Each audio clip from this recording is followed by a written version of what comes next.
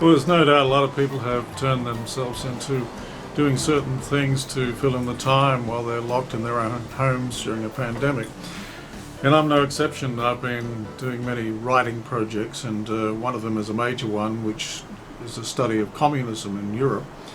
But just to do something on the side and some relief from the heavy-duty work that is, I've also been writing a screenplay of one of my previous books, The Cyber Singers. And delightfully, I've been writing my first children's book. Now, this is an educational children's book I talk about because it's not just a cuddly fairy tale, but of course to engage very young readers, I've had to use some fantasy. So it's all about Dusty, the bear who could talk. And it's set in the Slovak wilderness in Europe. And here it is.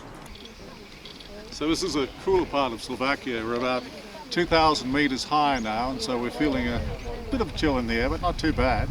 It's September, so therefore it can get a lot colder than this. And right here we're looking straight down into the valley in the low Tatra mountains, which are just beautiful mountains, both high and low. And this is low, 2,000 meters. So that's an extraordinarily spectacular view, looking down where the cable car's coming up. If you look down into the valley, you can just see what a picturesque place this is. This is where it's set. The place here is called Hopok in Slovak, even though it's spelled more like Chopok to us. This is where the brown bears are, in the Tatra Mountains, and not just in the low mountains, which are here, 2,000 meters of course, but in much higher mountains, in the high Tatras. And the story is set here, but I've always had this thing about my children needing to have a balance between where they were born in an urban environment, or lived in an urban environment for most of the time of their childhood, and took them to the bush, as we call it in Australia, or the woods, or the forest. Well, certainly in Europe it's the forest. Curiously enough, the Czech and Slovak word for forest is les, L-E-S, and which happens to be my first name. However, that aside, I have a media mate who always said that I have so many children that if I wanted to take them for an excursion, get them all together on Sydney Harbour, I'd have to hire the Manly Ferry. Well, these days, of course, it's a bit different. If he knew that I have so many grandchildren and a great-grandchild on the way as well, he'd be saying I'd have to hire probably 2 Manly ferries. Well, he's a bit prone to exaggeration, but very entertaining because of it. But the truth is, I felt there was a need now. I've had my time in being with children, showing them the wonders of the Australian bush and the country towns, that there's something about all of these green areas throughout the world which are fascinating. And so here it is. This is my first book. And it's in 2 forms. It's in the Kindle format so that it can be looked at on one of these devices. And you can find that on the Australian website, but you can find it on any of the international Amazon platforms so that you can just download a Kindle version of it. And that's in a smaller print, but easily enough read. And it's illustrated with real photographs. I took all the landscape photographs because I've been to this place. And of course the bear, the wildlife images, and not just a cuddly teddy bear, which we all love, but it's reflecting real life, real bears, by some wonderful photographers who are all listed in the book.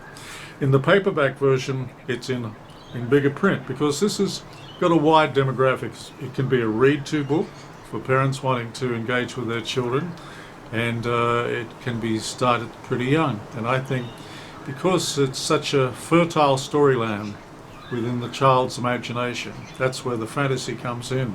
I had to introduce the fantasy of a bear who could talk so he could explain what it's like for a real brown bear in the Slovak wilderness and how they survive. And so the story is based on that, and he tells it all to a 7-year-old village boy in a nearby town in Slovakia.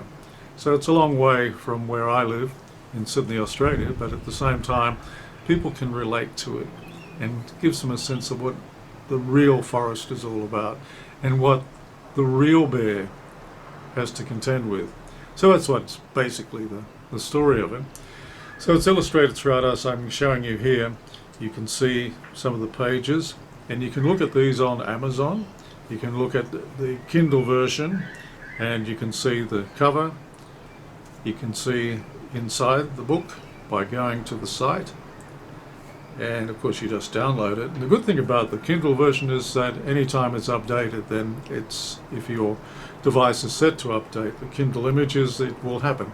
The Kindle book, that is. And if it's the paperback, well, of course that's the easy one where you can have it in your hands and show to the child as you talk to the child.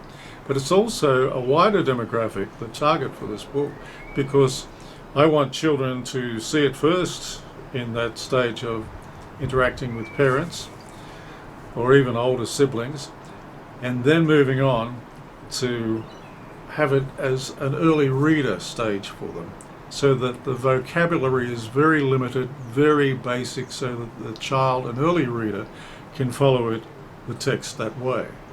So that's what it's all about, and that's my contribution to getting kids to actually seize upon some basic facts too about the environment and wildlife as it really is. Not just the cute, and which I totally applaud, the romanticized idea of the teddy bear, but the real life of a brown bear. And so I hope that you get to see it, just so that you can see what I'm doing lately. And that's because of the pandemic. I've been locked in, so why not write?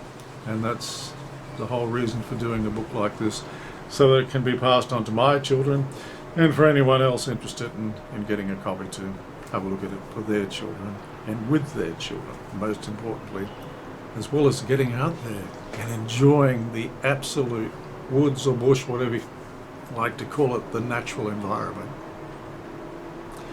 And as for Dusty, he's a cute character, a bit naughty, a bit cheeky at times, but that's Dusty, the bear who could talk.